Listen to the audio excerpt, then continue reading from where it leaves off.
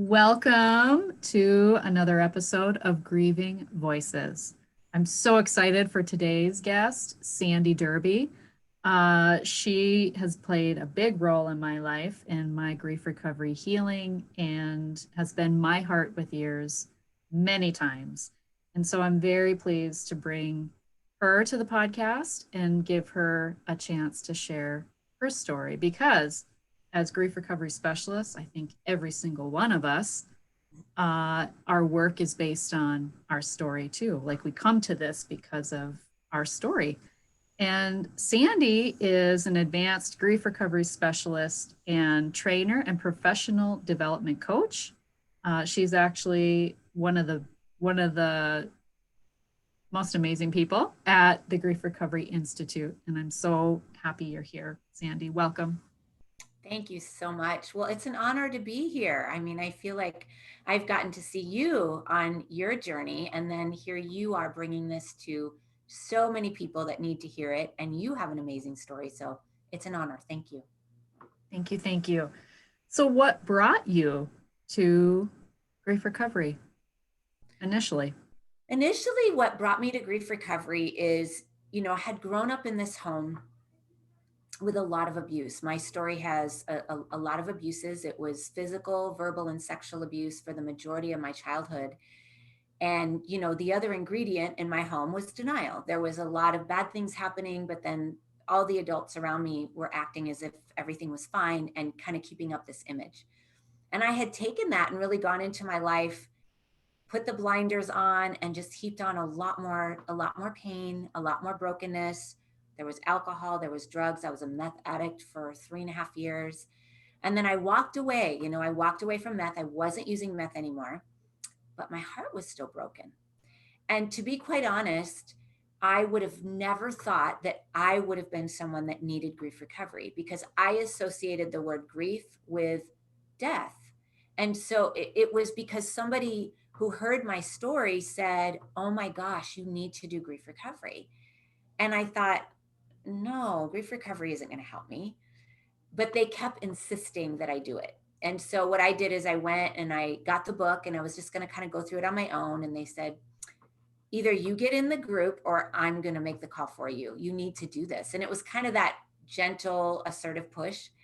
And so I did. I went thinking, one, I'm too broken for grief recovery, because even though I wasn't using meth anymore, my life was definitely not present or full. I was anxious, I was depressed, I had a hard time getting up out of bed in the morning.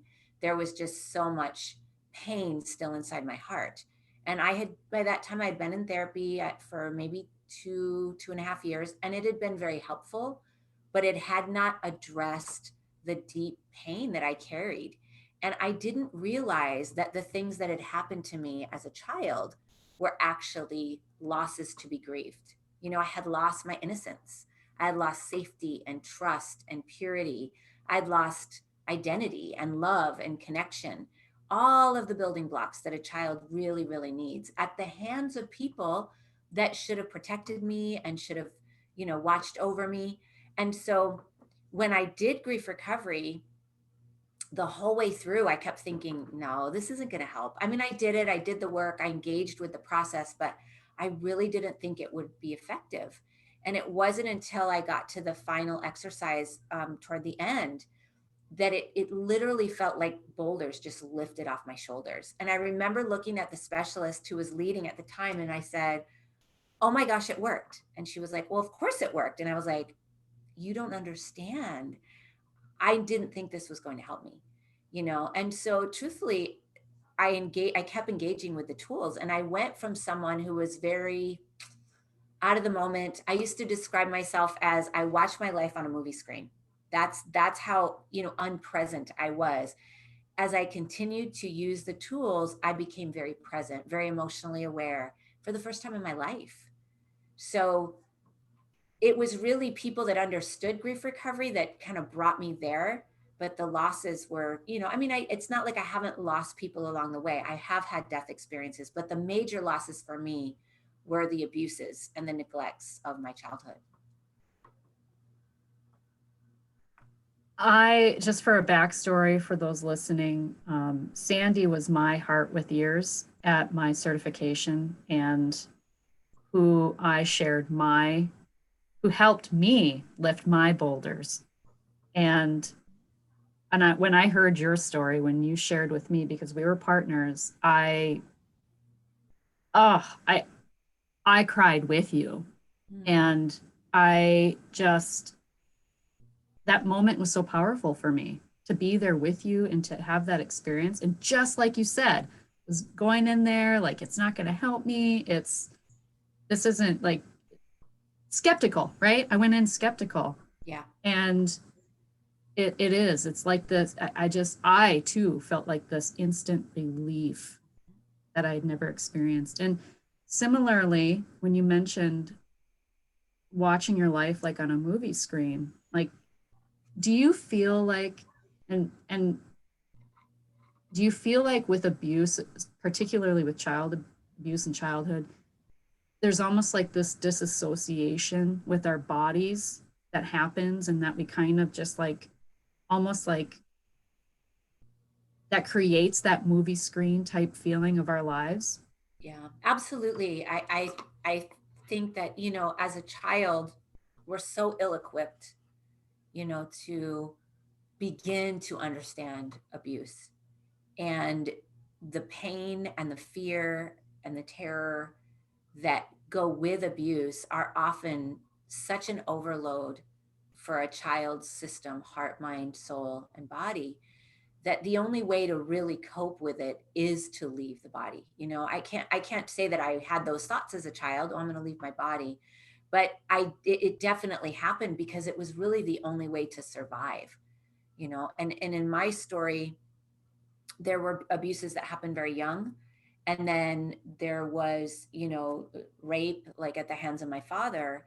But then I had religious abuses happen at the hands of an uncle and a pastor. So I had, it was this over and over and over again, all these different types of abuses that had happened. And there was no one to help me to navigate any of the things that were happening. And so leaving my body was the only way to survive, because leaving my body also meant that I didn't have to be connected to the pain and the terror. It also meant I didn't have to be connected to the memories. But what that produced in my life was, then I wasn't connected to my life. I was never in my skin because I stayed disassociated, and even the therapy that I did, which again, it was helpful. I'm really big on any of the healing modalities.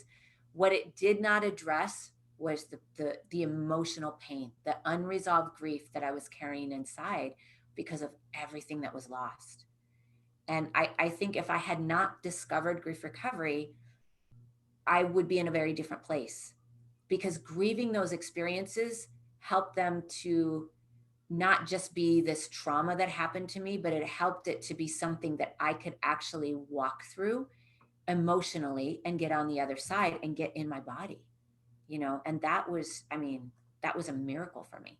I never imagined that I could experience life present and in my body. But yeah, to your point, the disassociation is very key, especially for children.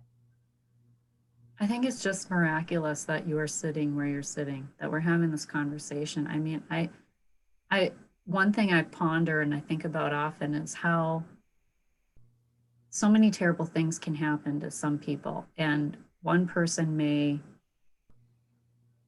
come out of it, and another, it just completely puts them in the ground. Mhm. Maybe even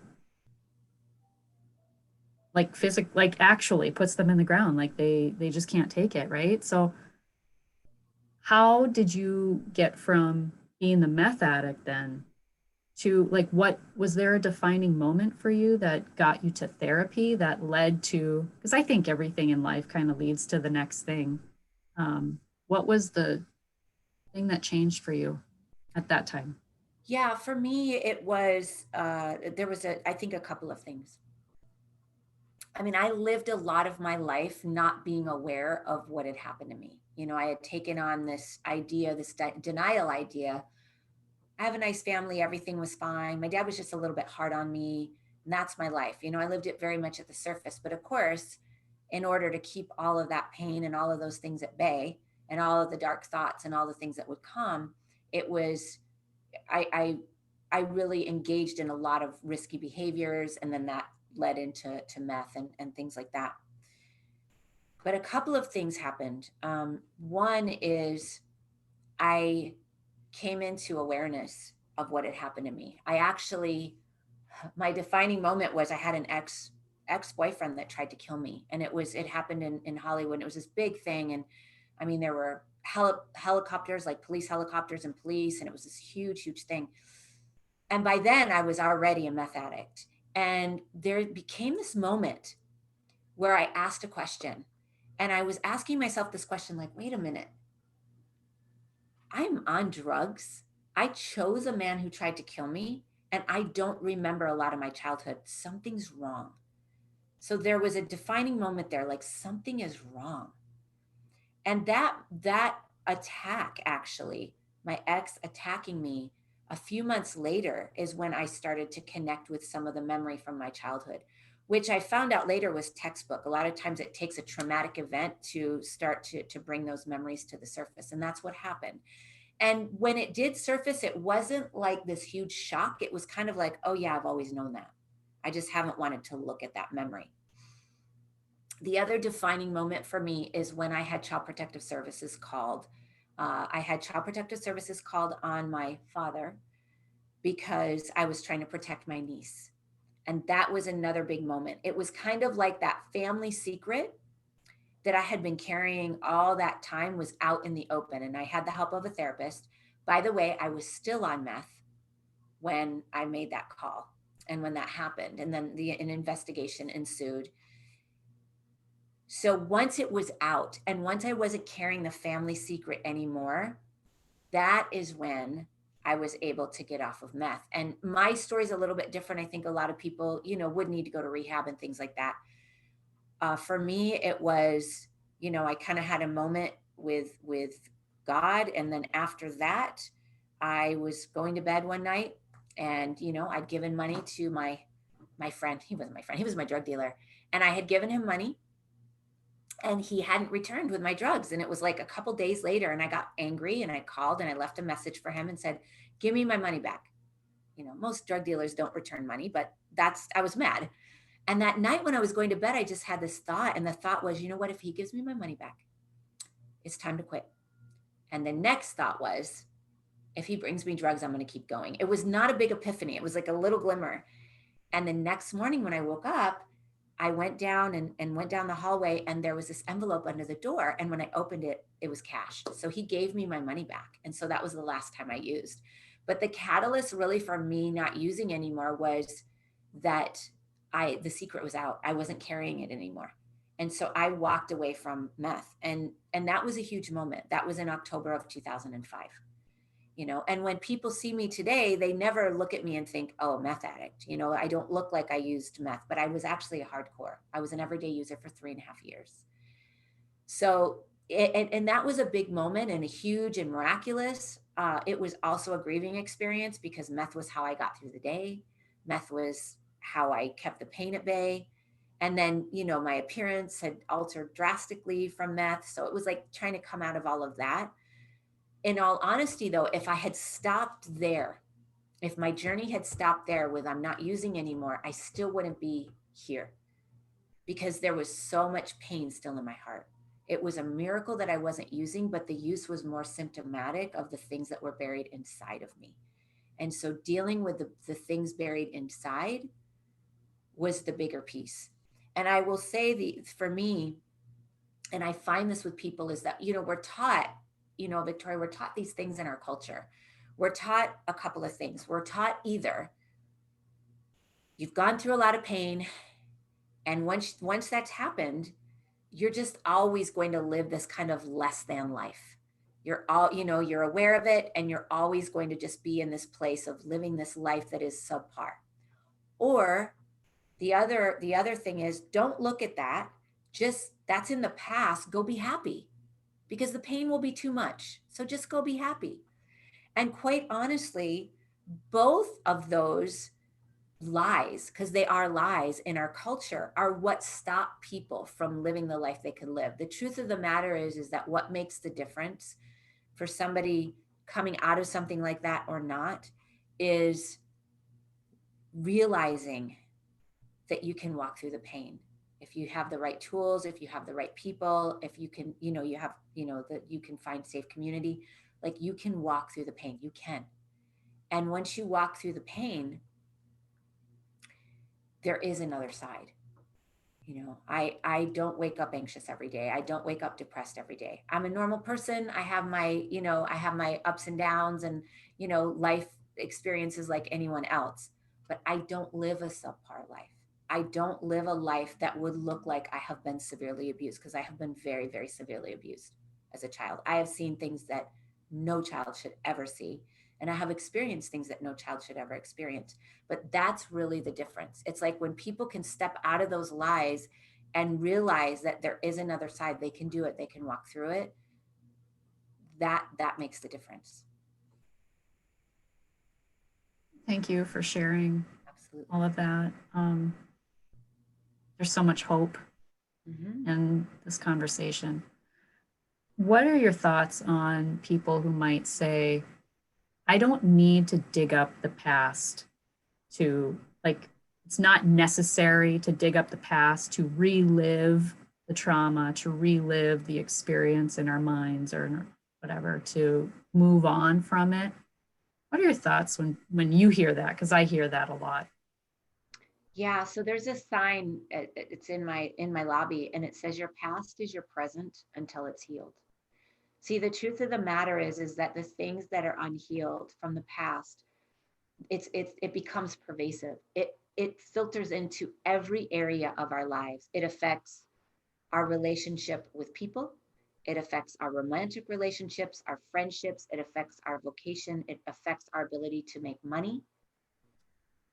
For people that are believers, it deeply affects their relationship with God. It affects your ability to step into purpose and live your purpose. It affects everything. There's no getting around that. And so what I tell people when because I hear that a lot too, what's the point of digging up the past? And it's like, well, because it's affecting you every single day. You don't have to dig it up. Even though I wasn't looking at my past, it was with me every moment. It was filtering into everything that I did. You can't run from yourself. Wherever you go, there you are. We can't run from who we are. We can't run from ourselves. And we're really not digging anything up because it's really not truly buried. It's there. And so that's what I share with people, because I find when people get that and they go, oh, you're right. And then they actually deal with it. It's like, then it actually becomes the past. I look at my past and again, it's very intense, but I can look at my past. I can talk about it freely and openly, and I'm not on the floor. But I will tell you, I still look at my past, and yes, I'm sad for the little girl that went through that. I'm not one of those people that looks at my past and goes, oh, that made me who I am today. I look at it like no child should ever go through the things that I went through. And I believe that for me and for anybody that sits in front of me. But it truly is the past for me. It truly is something that doesn't come into every area of my life. I'm here, I'm present, I'm living, I'm on purpose, I'm excited, I'm passionate, I have a lot of joy. I have a lot of amazing things in my life, because I do believe that recovery is totally possible. Now, it doesn't mean that I've forgotten those things. It doesn't mean that those things were okay. And it doesn't mean that there aren't consequences for the people that did those things. It just means I don't have to carry those boulders with me anymore, if that makes sense. I love that. And I love that phrase, that quote. What role too did religion then? Well, let me rephrase this. I'm gonna have to edit this out. When you spoke about how religion was used against you and faith and things, how did you find your way back to that then? Was it with that awareness of, this was put on me? It's not Like, how did you come to be curious about that again and allow it into your life? Yeah, well, I love that you're asking that. I'm going to answer it from my perspective and then from some of the people that I've worked with. So for me, the actual home that I was raised in, my nuclear family, there wasn't religion. As a matter of fact, it was anti. It was, we don't believe in that. We don't believe in God. Or, well, I don't even know if that was even spoken, but I definitely didn't have that. Now, unfortunately for me, my very religious experience was the uncle that abused me. And so this uncle was a pastor and also had a good friend who was a pastor. They were at the same church, and both of them abused me. And if you, I don't mind talking about it, but it went to the satanic level. So it was satanic ritual abuse, which was, a step beyond just being sexually abused, which is horrific enough in and of itself. But there were rituals done in the name of God. So I had a real double-edged sword in the sense that my experience of God and religion was done at the hands of what were supposed to be men of God who are actually working for Satan and doing horrible, horrible things. So I had this idea of God, number one, that he was extremely punitive and mean and cruel and not something that I would ever want to be a part of. And so what happened for me is that much later in my meth addiction, I actually had a vision like that came from God. Like God gave me a vision. And that vision just helped me to understand that that there was a God and that he was real. And that's what kind of opened the door for me, was just this kind of supernatural experience that I had. And then I ended up I ended up on a plane next to two pastors in an airplane. And that's what led me to start going to church. And so the faith community for me was extremely beneficial because it was a lot of love. It was a lot of, happy to see you, a lot of like being this person who was lonely and not really in a family. Because in my story, when I spoke up about the abuse, I was pretty much ostracized by my family. They were like, didn't happen. We don't believe you, And so I kind of was really on this lonely, lonely journey. And so having a faith community of people that not only were happy to see me and kind of wrap their arms around me, but believed me and held belief space for me was really, really huge. And that started to repair some of the things about God that, obviously I held in my heart. But the other thing is that I also did some work around belief systems and realizing that a lot of my experiences growing up experientially had taught me things, not just about God, but about myself and about others, about my worth and all of the foundational pieces that should have been so much different, right? I should have been taught this foundation of worth and specialness. And instead I felt like I was worthless and garbage and all these kind of things. And so I actually did work around that to believe something different. All of those things helped me, as well as just having some of my own supernatural experiences, with Jesus, and realizing that the abuse that was done to me, like the whole goal of the abuse was to separate me, from God. It was to separate me from Jesus. And unfortunately, kind of to your point, I work with a lot of people who have, had these types of experiences. There are people, they might not have the abuses that I had. Maybe they weren't satanically ritually abused by somebody claiming to be a Christian, but maybe they were. I mean, I've definitely worked with that. Or they may be been brought up in these very staunch, legalistic, hardcore religious systems where the Bible was weaponized against them. The God being punitive was weaponized against them. And those are abuses too. And so for those people, it's the same thing. When we can grieve those experiences and grieve what was lost, it a lot of times can open our hearts to the things that will actually help us. And so I find that with the people that I work with also. And I don't ever approach anybody that I work with this idea of, okay, we're going to go through this so that you can be of faith, so that you can go this route. It's like, no, no, no, no. I just want to hear your heart. I just want to be with you in what happened. And I just want to reflect back to you kind of like, what you and I got to do for each other in the training and what we get to do for the people we work with. I want to reflect back to you the pain in my eyes, because I'm hearing what it is that you experienced. And that's what I want to do with you.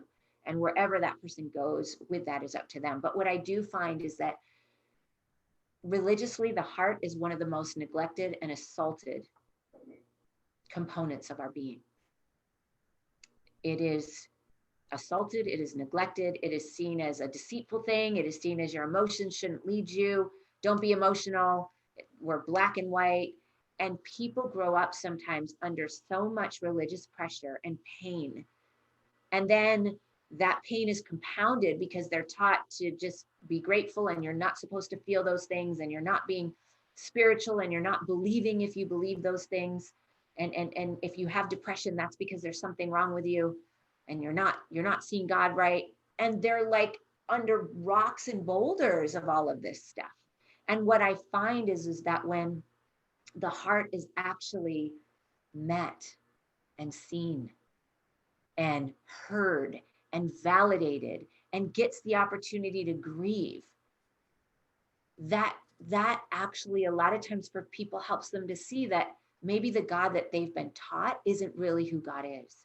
I have a good friend, and one of the things that she talks about is that when she did grief recovery, she said, I saw this other side of God's heart that wasn't judgmental, that wasn't angry, that was compassionate, that had boundless measures of compassion and love. And now you and I both know, Victoria, that when we walk people through grief recovery, there's no religious aspect of grief recovery. We're not, what we always say to people is we're not here to impose faith, and we're not here to interrupt faith. It will do neither. There's nothing in the process that will interrupt anyone's faith, and there's nothing in the process that will impose faith. But what is really beautiful about it, and I've never seen anything like it, is it brings this soft, understanding, compassionate place to a person's heart. And because the heart is in religious circles, I've seen it is one of the most assaulted places within a person. It's a really, really beautiful thing when somebody's heart actually gets heard, and they actually get to realize that the heart is a beautiful thing, and our emotions are a beautiful thing. And the pain that we've experienced is that it's pain. It's going to be with us until it's grieved. And when they get all of those pieces, that's what's helpful. And that's what was helpful for me too. And that's what opened my eyes to see that, oh, okay, what happened to me was because people did really evil things, and when I can grieve that, I can actually be in my heart and be connected to my heart. And I actually hear God way more than I ever have, just because I'm so heart connected. It's the opposite, if all that makes sense. 100% agree. I too feel like just doing the work on myself and tapping into my heart and working through all the gunk in there, that it's helped me to really have, honestly, like a spiritual connection to God, like more of a wholehearted connection, rather than it being based on any religion or faith or whatever it may be. I'm curious what you would say to this question, Okay. because I've heard this too. When, sometimes people just they're not ready to go there with grief recovery, or they feel like, or they have a very strong faith. That can, I have a very strong faith. I feel like I'm very connected with God. I don't need this because I have God. I pray, and that's all I need. Have you encountered, what would you say to that? I mean, I hear that often. Yeah, I've encountered that many, many times. And again, I think if somebody has a strong faith and they're praying, I think that's a beautiful thing. I think that's awesome. I agree. Praying is not grieving. They're two different things. And so what I do say to that person is a couple of things. Number one, in the scriptures, it talks about co-laboring. And it's this idea that we co-labor with Christ, that there's a part in our sanctification process that we do, and there's a part that Jesus does. Grief recovery is about helping us. It's about giving us the tools for our side of the street. It helps us to engage in the co-labor process. It doesn't take Jesus's role. He has his role, but we do have a role. Our role with God, with Jesus, it's a relational role. We are in relationship. We're co-laboring together. We're being hands and feet. And in our inner process, which is a sanctification process of becoming more like Jesus, there are things that we do. It isn't that he comes and just takes it all. There are certain things that we do, and grief recovery helps us with our side of the street. Another way to look at it is we were created to grieve, by the way. Like, we were made by God to be able to grieve. We're born being able to grieve. We're born grieving. You look at little kids, they're in the moment, it is up and out, and then they're on to the next thing. They are emotional processing plants. We learn to be emotional storage units. We learn to store things inside. And by the way, what people do need to understand is emoting, meaning like, well, you know what, Sandy, but that's not true, because you know what, there's times when I'm by myself and I'm praying and I do cry, or there's times when I go in my room and I do cry, or there's times when I'm driving in my car and I do get angry and I do feel feelings and all that kind of stuff. That's great. But emoting and grieving are two different things.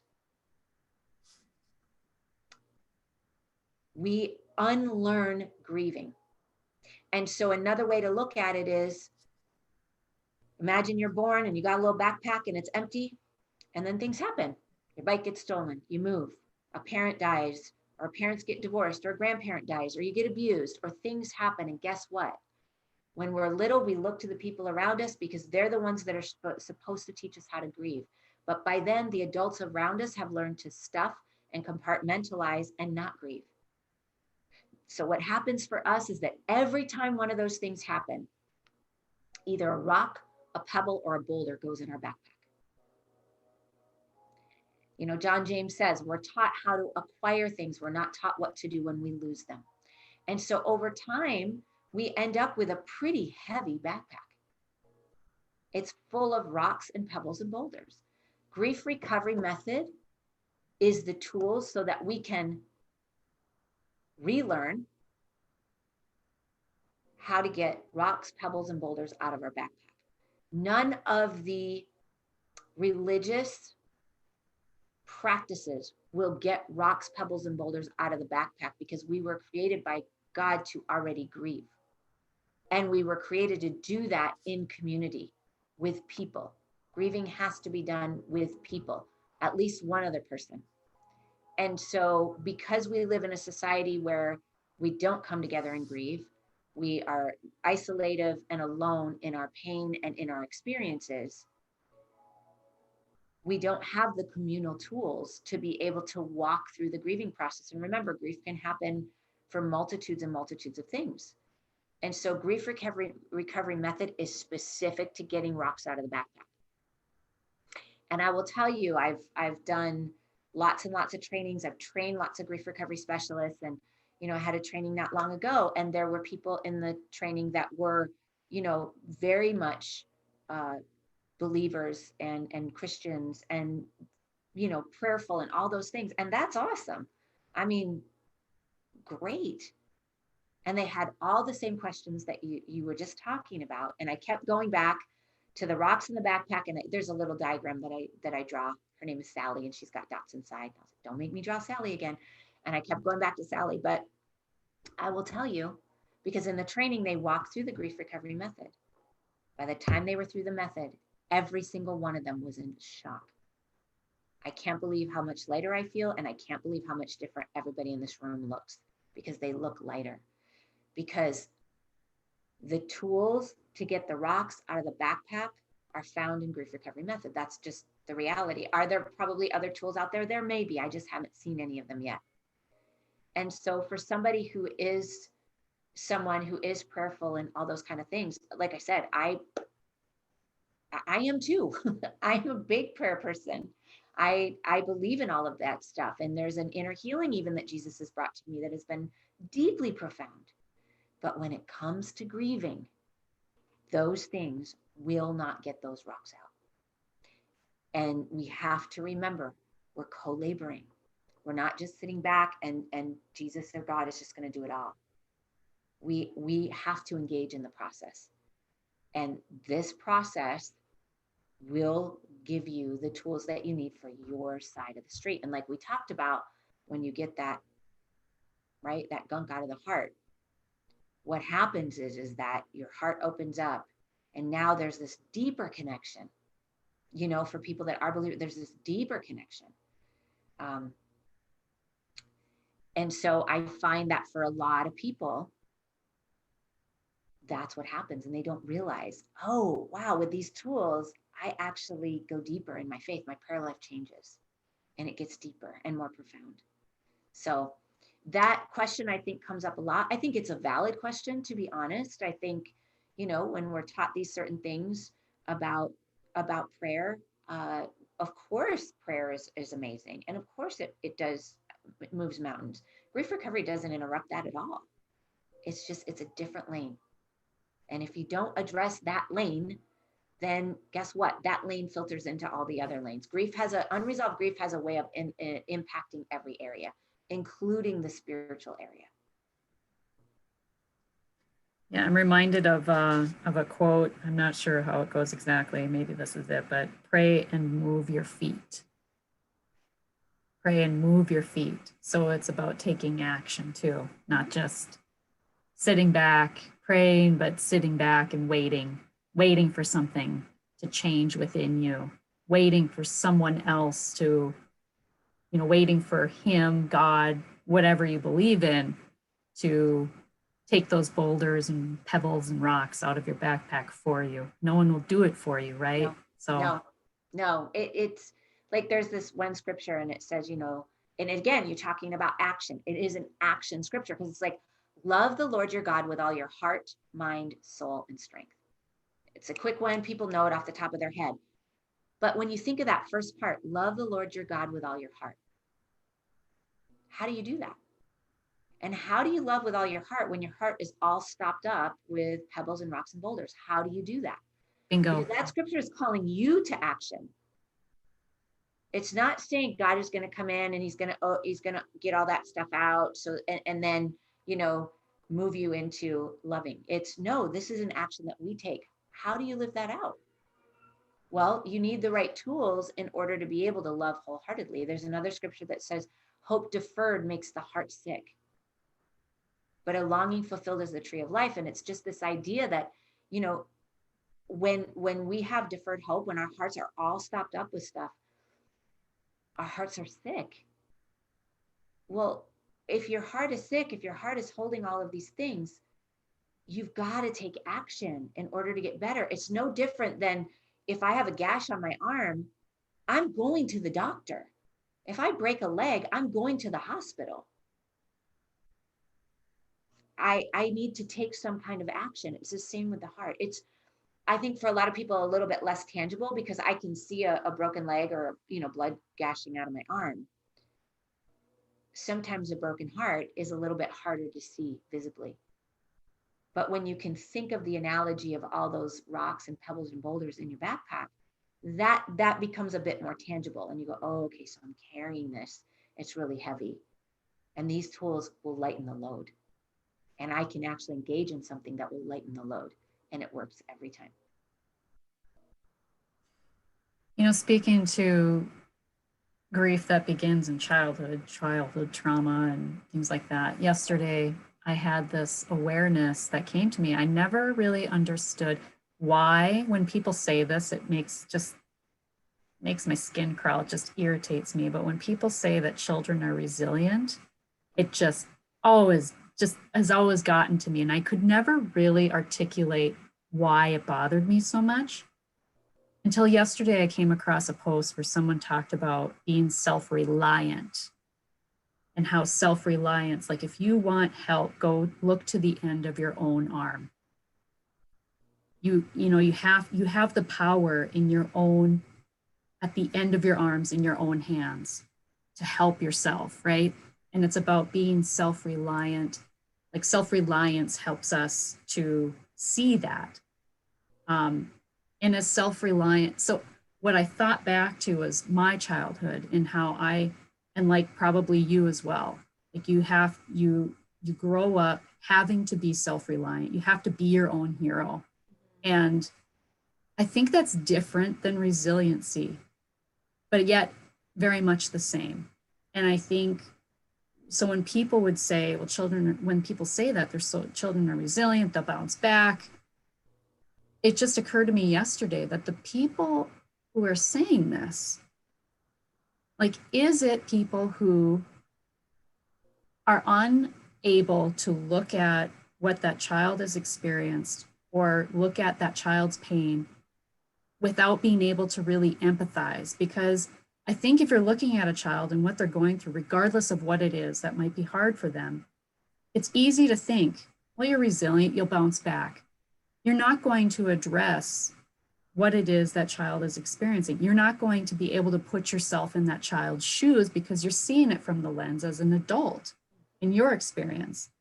And if you have not addressed anything in your own heart, your grief, trauma, anything, how can you see that in the child? How can you empathize with them? You're going to say children are resilient and they bounce back. And it just occurred to me yesterday why that irritates me so much.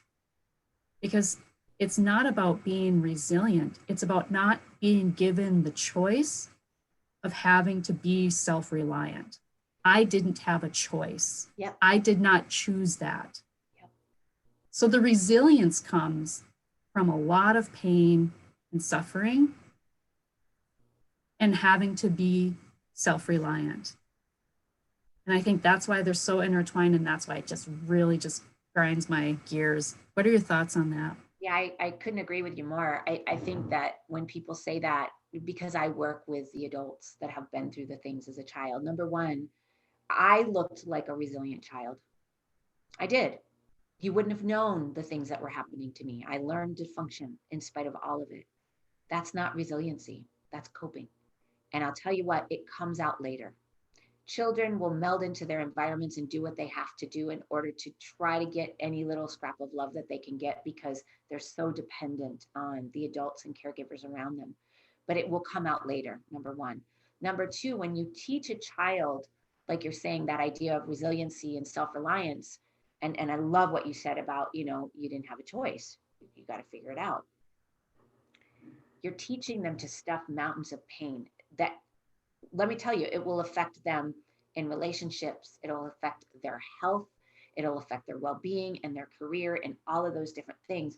And now they have no tools, even as an adult, right? Because what we learned as a child is what we carry into adulthood to be able to connect with people and actually get the things that we need in order to get better. Because like I mentioned with grief, you can't do grief in self-reliancy. You have to actually be with people who are with you in your heart. And we have all these people that have learned to be self-reliant. And guess what? Nobody's healing. Nobody's healing. And yes, maybe you're living a life and maybe you've gotten your career really far, but guess what? Everything else has fallen apart because all you've been able to focus on is your career because that's how you've coped. We have so many people walking around today that are in coping, and they're coping and not living. Being self-reliant, that's what it teaches us to do. It teaches us to cope instead of live. Think about how you and I are on this call right now, and we're so connected and our hearts are connected, and we could probably talk for hours, right? Because we're being with each other and because we've done this work and we have this heart connection, and it's really beautiful and it's this amazing experience. But how many people go through life and they don't get to have this? They don't get to live and be present and connect. They're coping. And to your point, that's what we teach children. We teach them to cope when they're born knowing how to grieve and they're born knowing how to get things out. We teach them to live in coping, and that's what that does. I was a great coper. I was really great at it. But that did not mean that I was living and that I was present. And that's for so many people that I know, even if their life looks really good on the outside. We want to be living, present people. We need other people, by the way, to do that. We need other people in our grieving experience. And I'll say this, I know we're almost out of time, but that's why grief recovery method works so well. Because it's not just that you're getting the tools. It's that you're either walking through it with one other person or we're in a group setting, breaking into smaller groups, and you're getting that community validating, compassionate experience that lets your heart come out to heal, because your heart won't heal unless it feels safe. And when you teach people to be and say that kids are resilient and the whole self-reliant thing, it's not healthy. It's not healthy. It's not actually how we're created to live. Yeah, and I have a whole podcast, blog post, social post. I'm going all over the place with that message because it came to me so clear yesterday and hit me like a thunderbolt. And yeah, it's something I really want to speak to for children, because hurting children become hurting adults. And there's a lot of hurting inner children out there right now. Lot. And especially with COVID, everything. Yes. Is mounting up. And then what they teach other children is also how to be coping adults. Yep. That generational learning continues. The loop continues. Coping. Yes. Yes. Definitely. I wish we had more time. I know. Can we do a part 2? Yes, absolutely. Someday? Yeah, okay. I would love that. That'd be great. Speak to another aspect of grief, I think. I would love that. Yeah. Where can people find you? You can go to sandiderby.com, SandiDerby.com. And there's contact info. There's all kinds of stuff there. All of Sandi's amazingness right there for you. Sandi, you hold a special place in my heart. You always will. I'm so glad our paths connected in March 2019. It's been a remarkable journey for me, and I'm so glad to have been able to share it with you. So thank you for being on this podcast today and for sharing your story. Absolutely. And remember, when you unleash your heart, you unleash your life. Much love.